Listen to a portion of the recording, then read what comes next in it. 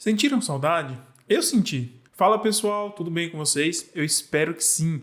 Como mencionei naquele vídeo, o que Kim Jong-un disse que todo artista precisa saber, e por sinal, caso você não viu ainda, já clica no card que vai estar aparecendo na tela e salva para depois. Eu citei dois gigantes para o artista, isto é, observação e prática. E agora, nesse vídeo aqui, meus senhores e senhoras, falarei dele, o pesadelo de alguns e o mais desejado de outros, luz e sombra. Então, bora entender o que eles têm de tão especial e como eles podem influenciar profundamente nossa ilustração ou escultura? Antes de abordar de forma mais direta o assunto, eu quero esclarecer dois conceitos que podem se confundir às vezes, que são os elementos de design e o outro, elementos da arte, ou também chamados componentes visuais, que são as coisas que formam uma imagem. Quando falamos de fundamentos, estamos conversando sobre coisas que estão inseridas nestes dois campos. Toda pintura, ilustração, escultura, concept art, animação, todo o catálogo da Netflix ou Crunchyroll que você já viu ou consumiu, inevitavelmente vai fazer mais ou menos uso dos elementos que encontramos nesses dois campos. Vamos ver quem são esses caras? Componentes visuais. Nós podemos categorizar eles de uma forma um pouco mais técnica, mais matemática, pois nas repetições dos processos teremos sempre resultados semelhantes, e são eles. Linha. Esse você sem dúvida já conhece bem. Aposto que fazia muito uso dele naquelas aulas chatas que não gostava. São marcas no papel, na carteira, para as crianças, na parede, que de maneira contínua podem definir formas, linhas, contornos e etc. Textura. Tenho certeza que você nunca confundiu textura com render, com uma imagem mais polida, não é mesmo? Textura é usada para darmos a sensação da superfície de um objeto, seu aspecto, se ele é rugoso, se é liso, macio, duro e por aí vai. Shape, ou forma. E não é o bombadão da academia que você pensou. O shape, ele é uma forma bidimensional, isto é, quando você faz a leitura de uma silhueta, por exemplo, você está fazendo a leitura de shapes da forma. Espaço. E não é a Via Láctea. Quando falamos de espaço em uma imagem, é sobre a leitura do espaço negativo, isto é, o que está vazio, e positivo, o que está ocupado, côncavo versus convexo. Se uma forma está entrando, como um buraco, ou se ela está saindo da forma, como um morro, ou como extrude, para o pessoal do 3D e companhia. Tom, ou valores. Não estou me referindo quando você vai na praia e fica todo escurinho do som. Estamos nos referindo à escala tonal, que encontramos do branco ao preto, o que nos ajuda a criar a sensação de profundidade e, certamente, volumes. Cor. Não tem segredo, eu acho. Quer dizer, tem um monte, mas é um assunto tão complicado quanto o amor. Enfim, quando falamos de cores, temos três aspectos. A cor propriamente dita, que equivale ao valor da matiz, ou rui, se é azul, se é vermelho, rosa, se é qualquer fanta, é a posição no círculo cromático. O segundo aspecto da cor é a saturação ou intensidade, que é quando a cor está mais próxima do seu pigmento, da sua cor mais pura. E o terceiro aspecto da cor é o valor. Se a cor, por exemplo, é o vermelho, ela pode estar em um tom mais claro ou em um tom mais escuro. Volume ou perspectiva, que é a percepção de algo ter tridimensionalidade, o que naturalmente a gente vê trabalhando na escultura. Agora, temos os elementos ou princípios de design. Categorizando esses aqui, eu acho que eles são muito mais voláteis. Eu acredito que com eles temos a parte mais filosófica da coisa. É onde os conceitos misturados e aplicados podem dar feelings muito diferentes, dependendo de como você distribui e organiza eles. Claro que no final, todos eles trabalham juntos, e essa separação é apenas para a gente identificar e facilitar na hora de estudar. Equilíbrio. É quando você consegue andar em cima da corda bamba. Eu, pelo menos, nunca consegui. Acho que é necessário algum tipo de dom especial para isso. O equilíbrio é a distribuição visual dos elementos na peça, podendo ser simétrico, assimétrico ou radial. Radial significa quando as formas se repetem a partir de um mesmo eixo. Tenha em mente uma estrela do mar. Contraste é a diferença entre os elementos visuais que fazem com que eles se destaquem, criando ênfase e interesse visual com a combinação de vários elementos, como cor, range de contraste, tamanhos, linha reta versus curva, enfim, todos os elementos que fazem um contraste de alguma forma entram nesse campo. ênfase, foco ou destaque em um elemento ou área específica da obra. Como eu citei no vídeo de fundamentos, usando uma pintura do James Garner de exemplo, onde tem um fundo todo de neve, azul, de cores frias versus um ponto de luz, no caso uma lamparina irradiando luz amarela. Dessa forma, ele cria ênfase em tudo que está ao redor da lamparina, criando interesse visual na imagem. Movimento.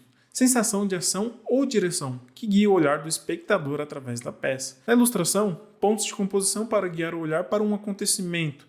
Na escultura, sensação de movimento e força. Na animação, foi tão rápido que eu nem vi. Ritmo. É a repetição de elementos visuais que criam um padrão visual ou uma sensação de movimento. Composição. A harmonia entre os elementos da obra, criando uma sensação de coesão, que as coisas estão onde deveriam estar, onde tudo faz sentido. Aqui é onde o malabarismo realmente acontece, é onde o filho chora e a mãe não vê. Proporção. É a relação de tamanho entre os elementos, que pode influenciar a percepção de importância e hierarquia na imagem. Por exemplo, uma árvore versus um prédio, imediatamente você tem a sensação de escala, ou quando tem criaturas e um ser humano. Repare bem, sempre em concepts de cenários, nós temos um elemento em comum do nosso dia a dia, e por isso o ser humano é o mais comum de ser usado neles, mantendo assim a referência de escala. Agora, eu acho um momento perfeito para você curtir e compartilhar o vídeo com aquele amigo que desenha tudo errado. Não tem conhecimento nenhum de fundamento e ainda diz, é meu estilo próprio. Mas, se por acaso você é o amigo, fica no canal que você pode mudar essa situação periclitante. Agora que já sabemos tudo o que compõe uma imagem, não significa que sabemos criar uma bela ilustração ou escultura, não é mesmo? Afinal de contas, precisamos internalizar todos esses conhecimentos para fazer uma bela salada de frutas. E o mais incrível é que não importa se você é um artista experiente ou está apenas começando, ao estudar esses aspectos, sempre conseguimos ir mais fundo e compreender melhor cada um deles. É um conhecimento em espiral, como uma mola. A cada volta você está mais em cima, ou seja, sua percepção melhora constantemente enquanto estuda. Masterizar o conhecimento nos fundamentos significa ter liberdade para criar cenas complexas, imaginárias e desconstruir a forma posteriormente. Talvez você veja as obras de grandes mestres como Davi, de Michelangelo, Donatello, um escultor renascentista, pinturas emblemáticas de Caravaggio, Sargent, Norman Rockwell e tantos outros, e se pergunte, mas que maracutaia esses caras fizeram para conseguir isso? Será que eles nasceram com uma genialidade única e inalcançável? Pois eu acredito que não. Todos podem aprender a desenhar e a esculpir. Claro, uns serão melhores que outros, porém, ainda afirmo que todos podem aprender sem exceção. E que tal aprendermos sobre um dos recursos que Caravaggio mais amava, a luz e a sombra? Você sabe quais são as qualidades de luz e de sombra que temos? E como isso afeta a forma e o mundo que percebemos? Vou lhe dar a resposta. Primeiro, tenha em mente que a luz faz com que os objetos projetem sombras, e na mudança de luz nós teremos novas sombras. Logo, mudança de luz é igual a mudança de forma. E é esse jogo acontecendo de forma constante que faz que o nosso cérebro perceba e entenda a forma que vemos. E isso é muito importante. Com esse princípio, você pode compreender melhor as formas no ZBrush, por exemplo, ou determinar a direção geral da luz em uma ilustração. Imagine o seguinte exemplo. É por volta de 16 horas e temos uma luz direta do sol resplandecendo. Com esse tipo de luz, teremos uma sombra com bordas duras. E se porventura o apocalipse começar a acontecer e as nuvens esconderem o sol, teremos então sombras suaves, como é em um dia nublado. Mas talvez você está em um ambiente em portas fechadas e nada viu do que aconteceu lá fora. De repente, há um apagão e algumas luzes de emergência acendem e você então se pega olhando para a penumbra, onde tem um efeito chamado fall-off, um decaimento da luz. Com a distância, aquela pobre fontezinha de luz perde rapidamente a força, só conseguindo iluminar o que está bem pertinho dela. Esse efeito acontece ao estar muito longe da fonte de luz ou a fonte ser muito fraca. Assim, as luzes retornam, tão inesperadamente, e o medo se vai. Você agora percebe nos cantos das paredes a sombra de oclusão que é criada pelo contato de dois objetos. Esse tipo de sombra dificilmente não tem em uma cena, pois tudo faz contato com algo. Costuma ser a sombra mais escura, que muitas vezes vai definir a forma. Você então começa a observar ao seu redor e vê pessoas perto de janelas e repara na luz de recorte, a ring light. Luz essa que, rebatendo na pessoa, demarca perfeitamente a sua silhueta. Olhando pela janela, ao longe, você vê um prédio que está metade na sombra e metade iluminado, tendo em si o efeito de meia luz, muito comum acontecer no entardecer, ou naqueles efeitos dramáticos de quando as trevas estão tomando conta da última fagulha de luz. Essas sombras dessa luz costumam ser soft, porém tudo depende da intensidade da fonte e o distanciamento do objeto. Vendo que o mundo não acabou, porém, entretanto, todavia, está na hora de voltar para casa e ir para o seu carro. No caminho, observa que a sombra embaixo do carro não é totalmente escura. Isso lhe intriga. Mas como você viu o vídeo, você sabe que dentro da sombra tem luz. E essa é a razão de não ser totalmente escura. Essa é a luz refletida, que após bater na superfície rugosa do asfalto, ricocheteia violentamente por todos os cantos.